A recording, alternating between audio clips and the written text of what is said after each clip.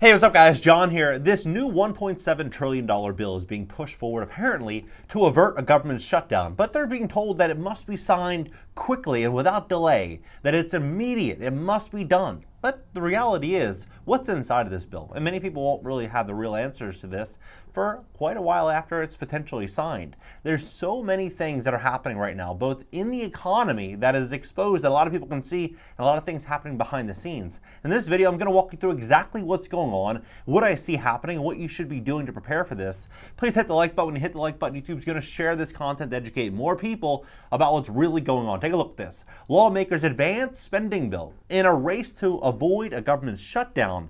Now, this situation, alongside of this new remote work trend, fear of being laid off and struggling to find a new job, all of this actually comes together. And it comes together in a very unique way. So Tesla right now, they're to fire workers, implementing hiring freeze, right?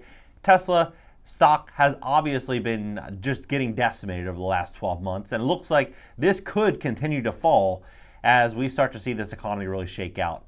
But this thread on Twitter, Nick Huber, my company will weather this economic crisis for one main reason.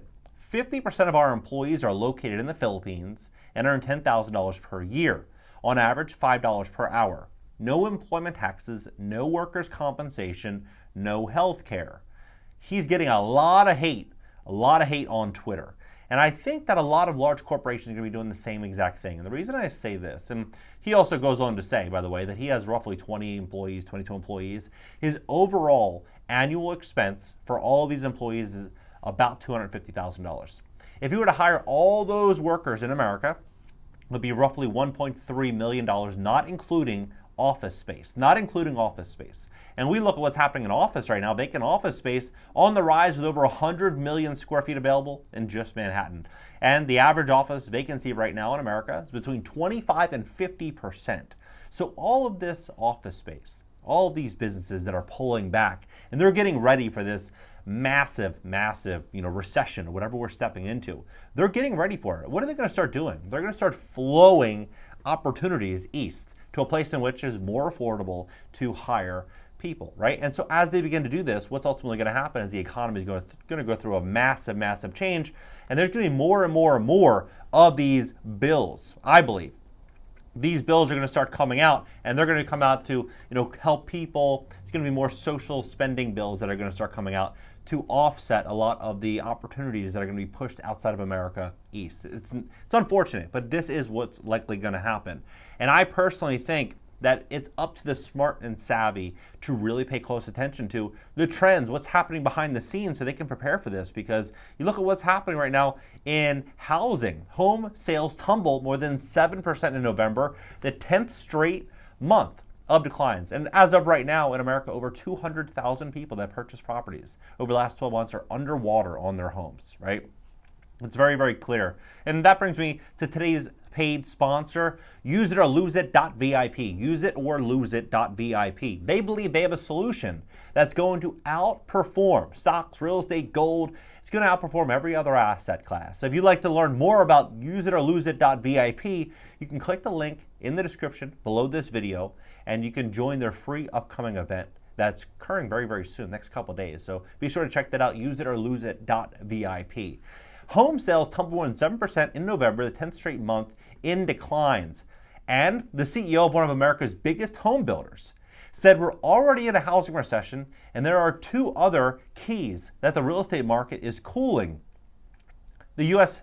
housing market is cooling much faster than some experts had predicted earlier this year, and there are signs that there's more trouble is on the horizon as we enter 2023, the head of one of America's largest home builders warned. Sheryl Palmer, CEO of Arizona-based Taylor Morrison, told CNBC's Squawk Box on December 20th that the U.S. has been in a housing recession for many months as interest rates and ongoing supply chain disruptions continue to depress home builder activity and home buying demand alike. Well, if you're a home builder, would you build paying a premium for materials, paying a premium for labor cost, going through all of the delays, and then interest rates, you don't know where they're going to fall, what's actually going to happen in the economy, and the margins are razor thin. No, you probably would use your capital and do something else with it, right? And that's what a lot of these home builders are doing. They're getting on the sidelines, and so are the buyers. many, many buyers right now that have cash, that have great credit, they're sitting on the sidelines saying, you know what? I'll extend my lease for another 3 months, 6 months, 12 months. I'd rather sit on the cash and wait to see what's going to happen next, because most Americans are anticipating a very, very, very big recession. And they go on to say, building permits down due to high construction costs and interest rates. This is what's ultimately going to happen. I do believe that, this wealth transfer we're stepping into, I've always said this, wealth is never lost, it's simply transferred. And it's being transferred from the masses to a small group, right? That's ultimately what's happening. That's generally what happens. It just continues to flow up to the top. The money continues to flow up to the top. And it's up to all of us to pay close attention to what's going on. This is going to be a trend that's going to continue. I promise you, the remote work trend, fear of being laid off and struggling to find a new job. If in real inflation, many would argue in America, 10, 15, 20% or more, right? Employees are going to demand that someone come up and pay this. They have expenses to pay, so they're going to demand more money. And so if it's getting much, much more expensive to hire employees in America, what are employers that want to grow and expand and keep the lights on, what are they going to do? They're going to look for ways in which they can save money, which is going to be outsourcing more and more and more work, looking for ways in which they can compress the required office space, potentially write off some risk. When you have employees in America, unfortunately, you take on risk with lawsuits or workers' comp, all these different costs that come associated. When you have overseas employees, what's happening is that they're able to offset a lot of these costs. No workers' comp, employment taxes, healthcare. They're able to write off all these things, right? And this can all be money funneled into their business. This is what's going to happen. Look at Rolex watches, for example. Rolex, they have a very interesting story about regulation, about governance. And what their story is they were founded in 1905. And they were founded in 1905. They moved to Geneva, Switzerland in the mid-1930s due to heavy regulation and taxation in the UK. And then they set their business up as a non-profit, privately held company to where they don't have to disclose revenue or anything. They don't have to disclose any of this private information to the general public. And so because of this, they're able to invest all of their money into their business and into their growth and focus solely on profit. And that's ultimately what happened. Last year, Rolex did roughly $9 billion in overall revenue by focusing on the bottom line. That's exactly what I believe a lot of corporations are going to be doing. They're going to have no choice. They're going to have to try to weather this storm.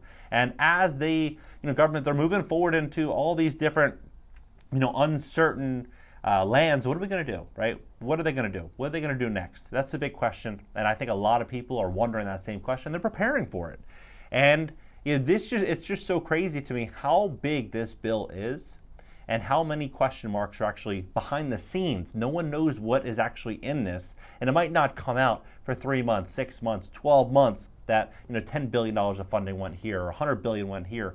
No one will really know. It's really, really, I think it says a lot about where America's headed. That's what I personally believe. I think it says a lot about where America's headed. The glory days, 10, 15, 20, 30 years ago, of having this easy American dream where you could simply, make a normal income and have a 3-bedroom, 2-bathroom house, send a couple kids to college, have 2 cars, go on vacation once a year. That's going to be long gone. It's already kind of long gone. Right now, if you have 2 engineers, both making $100,000 a year, they can't afford to, buy a place in the city. They can't afford to have kids and send them to college, right?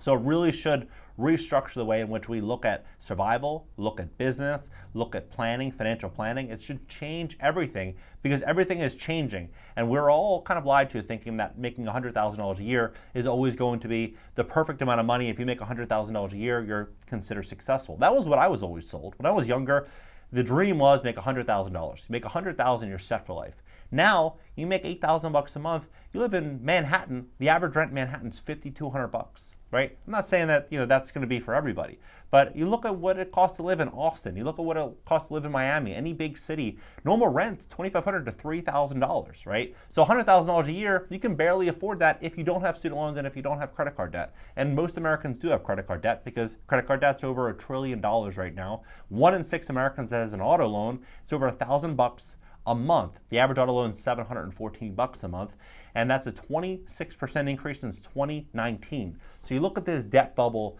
moving. It says a lot about this economy. It says a lot about where we're going. It says a lot about where we should all be, planning financially for.